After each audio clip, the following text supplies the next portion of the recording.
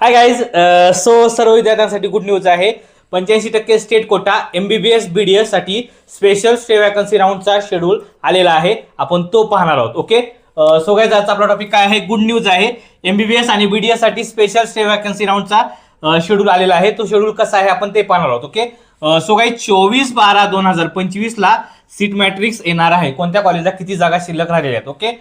यानंतर 25/12/2025 ते 26/12/2025 दुपारी 3 पर्यंत बरं का, दुपारी 3 पर्यंत तुम्हाला चॉईस फिलिंग करायची आहे.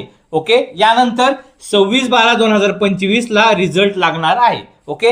यानंतर ऍडमिशन डेट 27/12/2025 ते 31/12/2025 5:30 वाजेपर्यंत तुम्हाला ऍडमिशन घ्यायचं आहे. आणि ज्या विद्यार्थ्यांना कॉलेज भेटलेलं आहे असे विद्यार्थी इलिजिबल नाही आहेत. ज्या विद्यार्थ्यांना कॉलेज आतापर्यंत कोणतंच भेटलं नाही असेच विद्यार्थी इलिजिबल आहेत. ओके. सो गाईज ओनली BDSच्या सीट्स रिमेनिंग राहिलेल्या आहेत.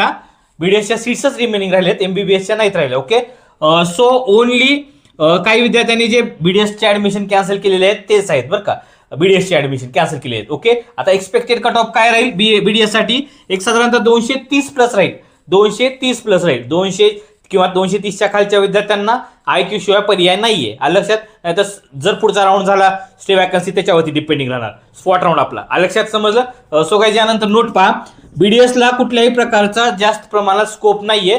कारण की विद्यार्थ्यांनी तुम्हीच बघा ऍडमिशन कॅन्सल केलेले आहेत. जर तुमची इच्छा असेल BDSला घ्यायचे तर करा. तुम्हाला काय तुमची इच्छा. लक्षात. काय अडचण वगैरे असेल मला कॉल करा. Bye guys.